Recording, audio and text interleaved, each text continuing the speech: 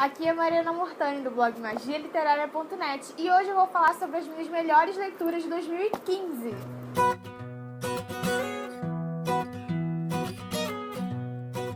Como aconteceu em todos os anos anteriores, esses 4 anos de existência do Magia Literária, eu não consegui escolher 10 livros como as minhas melhores leituras. Eu nunca consigo fazer um vídeo falando só sobre 10 livros, eu sempre tenho que acrescentar mais, aí eu sempre vou dando uma desculpa, tipo ano passado que eu falei que ia ser 15 livros porque era 2015, né? E esse ano não tinha desculpa, porque foi o ano, eu acho que nesses 4 anos de Magia Literária foi o ano que eu li menos. Todos os outros anos eu passei dos 90 livros, só que ontem eu atingi os 90 livros. Hoje é dia 22? Hoje é dia 22 de dezembro. Sim, eu estou gravando vídeos de melhores leituras antes do ano acabar e principalmente antes de janeiro, porque eu sempre gravo lá pro dia 10 de janeiro, atrasada. E esse ano eu consegui gravar antes, só que isso faz com que os livros que eu ainda vou ler não entrem na lista. Só que eu acho que a partir de hoje nenhum vai ser ótimo, né? Não, isso aconteceu já, mas eu tô na esperança de que isso não aconteça, porque senão eu vou ter que ano que vem falar sobre ele, né, ainda. Então eu resolvi falar sobre categorias. Eu vou dividir os vídeos em categorias, porque eu tive mais ou menos 30 livros que eu dei 5 estrelas no blog esse ano. E são livros que eu tirei alguns, porque não dava pra falar de todos. Então alguns que eu vi que se eu fosse ler hoje já não ia gostar tanto, ou que não eram os livros que, apesar de serem 5 estrelas, não foram realmente marcantes pra mim. Então eu tirei esses alguns e ficaram mais ou menos 30 e eu dividi em categorias. Só que tem 5 livros que foram assim muito marcantes, que me fizeram sonhar, que me fizeram ficar assim viciada na história durante dias, que me deixaram com uma ressaca literária, mas não aquela que você fica mal sem conseguir ler, aquela boa que você quer ler várias vezes, várias partes novamente. Então é sobre esses 5 livros que eu vou falar hoje pra vocês. Eu vou falar sobre eles na ordem que eles foram lidos, só que se eu fosse parar pra pensar qual foi o melhor, realmente ia ser nessa ordem. Então, entre os melhores, eu vou do melhor, até o melhor. O melhor mesmo, aquele que me marcou e que eu com certeza vou reler. Os outros eu também vou acabar relendo, porque eu sou dessas, que gostam do livro, que acaba relendo ele várias vezes. Só que esse último, eu vou falar depois, né? Vamos por ordem. O primeiro livro que eu vou falar é Red Hill, da Jamie Maguire, que foi, assim, uma grande surpresa. O livro é um suspense e tem 3 protagonistas, a Scarlett, a Miranda e o Nathan. Cada um tem a sua história, cada um tem a sua vida, eles não se conhecem. Bom, a Scarlett e a Miranda, uma sabe da outra. Não, elas se conhecem, é verdade, elas já se conheciam. A gente tem uma ligação forte entre as duas. Eles têm histórias diferentes, mas vão viver o mesmo pesadelo. Uma sexta-feira em que o cientista conseguiu, depois de muito tempo, reanimar cadáveres. E eles estão tomando conta da cidade, tomando conta do mundo, na verdade, e espalhando mortos-vivos por aí, porque...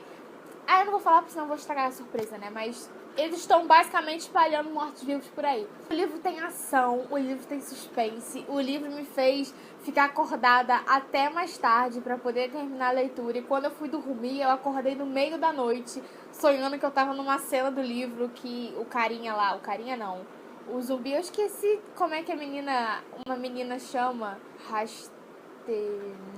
não me recordo. Mas ela tem um apelido pros zumbis, que não são zumbis, são mortos-vivos e... Tem uma coisa pra vocês descobrirem na história o que eles são de verdade, mas ela tem um apelido pra eles e eu sonhei que um deles estava entrando na minha casa, estava na minha janela, exatamente como uma cena do livro. É aquele livro que você acaba vivendo a história realmente. Eu achei que a Jamie não ia conseguir me agradar com outro gênero, senão romance, porque pra quem não sabe, ela é autora da série Belo Desastre, dos Irmãos Maddox. E eu gosto muito das duas séries e eu achei que ela não ia conseguir me agradar com suspense, com thriller. E ela conseguiu. Os personagens foram bem construídos, o enredo é envolvente, os detalhes são inovadores e você termina a leitura sem querer se despedir. Meio que fica apegada aos personagens. Fico demais a leitura pra você. Esse segundo livro vai virar filme no próximo ano, ele já está sendo gravado. A Emily Blunt, que é a atriz que será a protagonista, que é a Rachel, uma alcoólatra que divide o apartamento com uma amiga e ela foi despedida. Só que pra não dar essa decepção pra amiga não pensar que além de alcoólatra, de ter todos os problemas psicológicos que ela tem, ela ainda está desempregada, ela sai todo dia de manhã como se fosse trabalhar e pega o trem pra atravessar a cidade, como se realmente ela estivesse indo trabalhar. Ela passa o dia lá, o momento, as horas em que ela iria trabalhar, ela passa na cidade onde era realmente o trabalho dela. E na ida e na volta, no caminho no trem, ela sempre observa uma casa. Ela observa essa casa e ela observa um casal que ela carinhosamente apelidou de Jess e Jason. Ela não sabe quem eles são, ela não tem ideia da história deles, só que ela criou toda uma fantasia na cabeça dela sobre como eles são apaixonados, como eles têm o emprego dos sonhos ou como eles terão filhos em breve. Ela criou realmente uma história na cabeça dela e ela sempre passa e olha para aquela casa para poder ver o que eles estão fazendo. Um dia ela acaba vendo uma coisa estranha, suspeita, que ela não sabe, mas eles não são tão felizes assim como ela pensa. E talvez ela nunca soubesse, não se uma coisa muito ruim acontecesse e ela meio que tivesse provas do que pode ter acontecido e ela, uma completa estranha, pode desvendar um certo mistério. O livro é repleto de emoções, de incertezas e de mentiras. A todo momento você sabe que aquela coisa, tem sempre aqueles detalhes que você pensa, isso daqui vai dizer alguma coisa no final. Só que nesse livro, apesar de você realmente prestar atenção em tudo que está acontecendo e de você pensar, nossa, isso daqui vai ser para outra coisa, ou de você desvendar alguma coisa no meio ali da história, você vai ser surpreendido.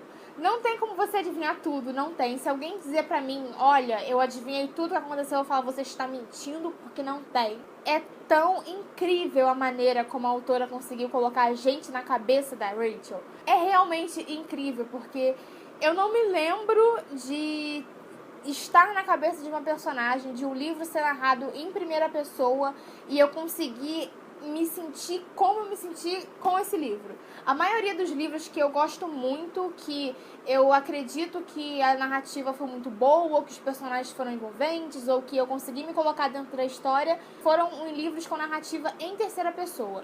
O Red Hill é em terceira pessoa e os outros 2 livros que eu vou falar também, não. O último não, mas também tem algo incrível pra falar sobre o último. Enfim, vamos falar sobre esse. A maioria dos livros que eu gosto são em terceira pessoa, narrativa em terceira pessoa. E essa narrativa dessa mulher é, assim, a top das tops, entendeu? Porque ela realmente conseguiu fazer a gente se envolver com a personagem, com todo o crime que aconteceu. O crime, não sabemos o que é realmente. A gente tá ali vivendo aquilo, descobrindo as coisas, e até a última página ele esconde alguma coisa. Então você não tem realmente como saber e até a última página você é surpreendido. A história é arrebatadora, brilhante, arrepiante e viciante. Acho que são as 4 palavras para definir esse livro. Que história incrível. Foi assim que eu comecei a resenha de Zoo. O Jackson é um cientista que há alguns anos está percebendo uma mudança no comportamento dos animais. Ele acha que os animais, todos eles, estão se rebelando contra os humanos. Ele tem toda uma tese, toda uma pesquisa para provar o que ele está dizendo, para realmente dizer, gente, olha, isso está acontecendo, isso é verdade, vocês todos estavam errados o tempo todo e a qualquer momento vai acontecer uma catástrofe.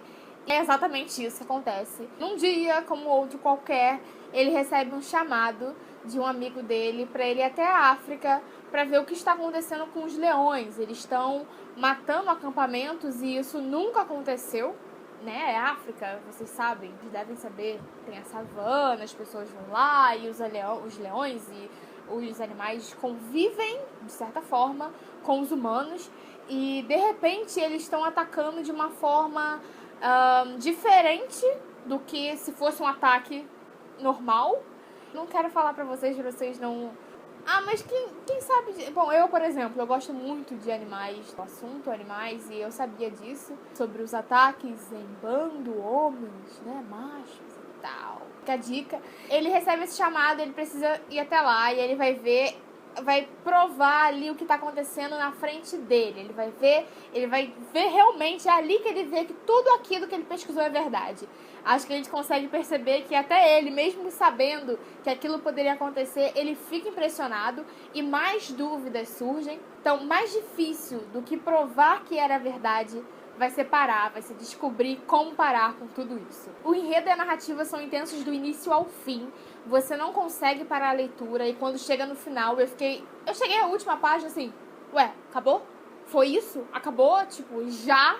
Eu não senti a hora passar e eu não percebi que eu tava chegando na última página, realmente. O enredo é mais complexo do que a sinopse mostra. A história é totalmente instigante. O James Patterson consegue te fazer querer pesquisar sobre. É como se você quisesse parar a leitura para pesquisar, para ter uma teoria, para você querer falar com o personagem, olha, isso aqui não vai acontecer, você não vai conseguir fazer isso.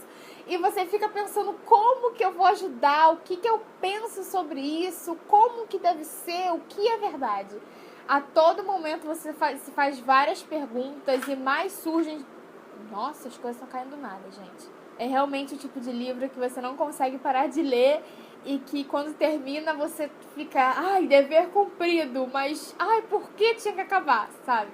É realmente uma das tramas mais instigantes que eu já li na vida. Fragmentados, meu amorzinho.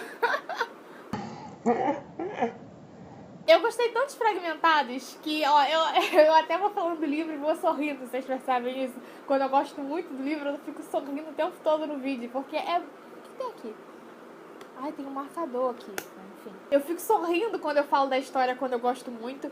E com Fragmentados e o próximo livro, isso acontece totalmente. Não importa quantas vezes eu falo desse livro, eu sempre vou sorrir quando estiver falando dele. E eu não vou cansar de falar sobre ele. E o Neil Shusterman vai nos levar até os Estados Unidos pouco depois da Segunda Guerra Civil do país. Ele foi dividido em dois grupos, o pró-vida e o pró-escolha.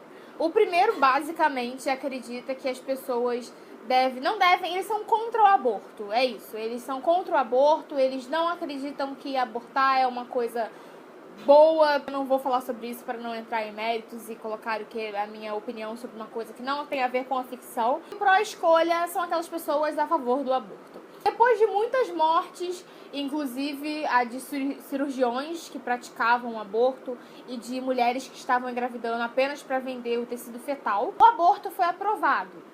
Só que de uma forma que agradasse os dois grupos.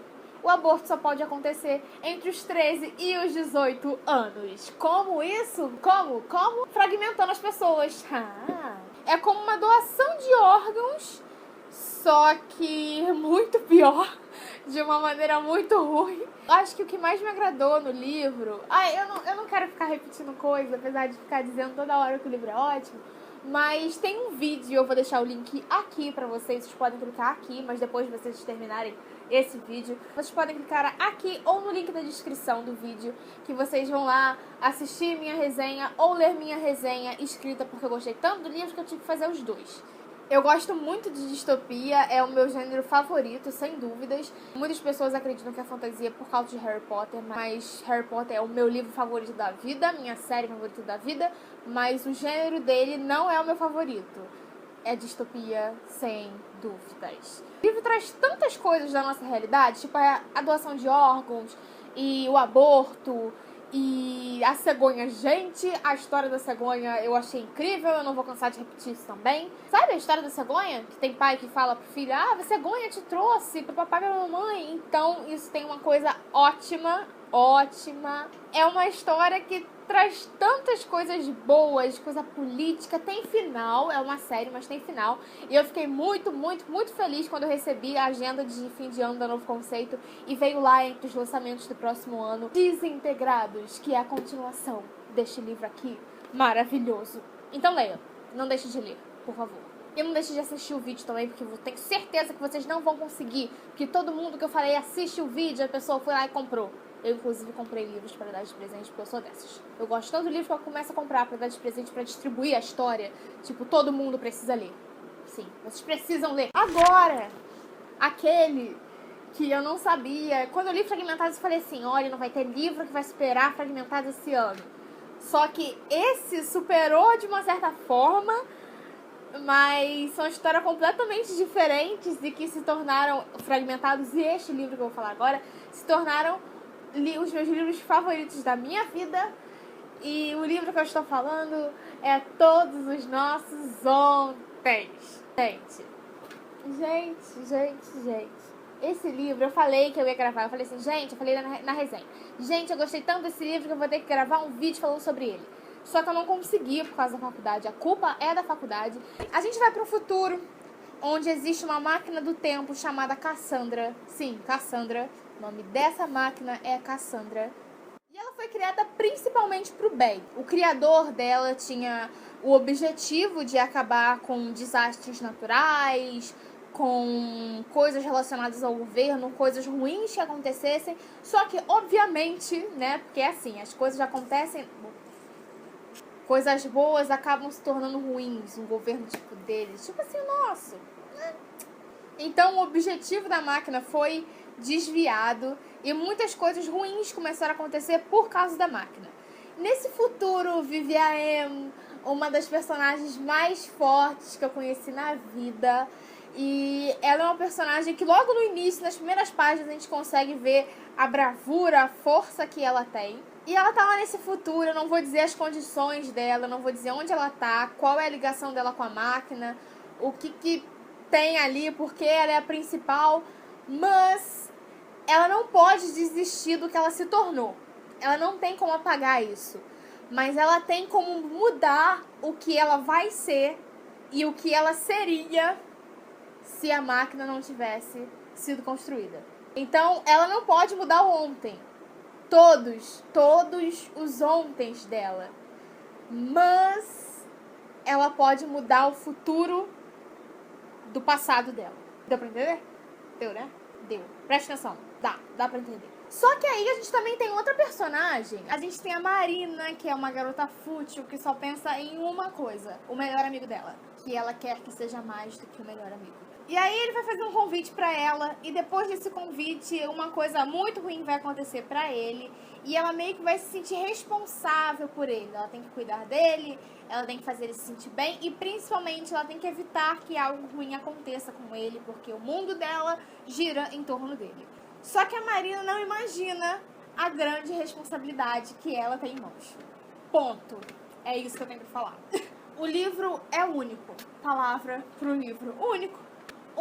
Como eu disse na resenha, se eu pudesse, eu apagaria a história da minha memória para poder ler, ter a sensação, viver novamente aquela sensação de ler o livro pela primeira vez. Ele chegou num ótimo momento para mim e é uma história onde não existe e se.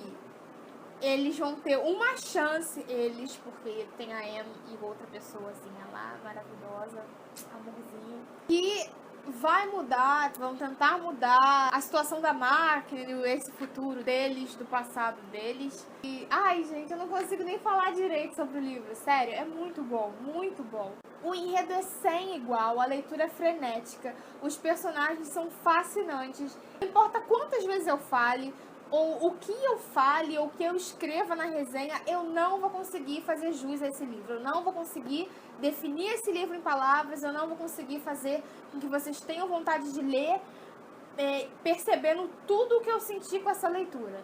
Eu torci pelos personagens, eu vivi aquela aventura. No final eu ainda fiquei emocionada de tão ligada que eu fiquei com a Em. E sério, gente, foi como, lembra de você aí que assistiu o vídeo de melhores leituras do ano passado? Eu vou deixar também o link aqui, porque vai que você queira alguma dica, né? Se você assistiu, você lembra tudo que eu falei sobre a garota que você deixou para trás, da Jojo Moyes. Aquele livro é como esse livro, que eu reli, que eu vou reler outras várias vezes e que me marcou muito. E aquele livro, eu chorei tanto que eu dormi abraçada com ele. E esse aqui aconteceu de novo. Um ano depois, eu chorei e dormi abraçada de novo. Então, vocês podem ver que é muito bom. Muito bom! Não foi aquele choro de romance, porque tem romance aqui sim, mas não foi como A Garota que Você Deixou Pra Trás, que tem toda uma história histórica sobre a Segunda Guerra, que vocês também sabem que eu amo. E esse é o meu gênero favorito. São personagens que me envolveram e uma história única que conseguiu me fazer chorar, me emocionar, rir, torcer, ter todos os sentimentos possíveis em uma só leitura.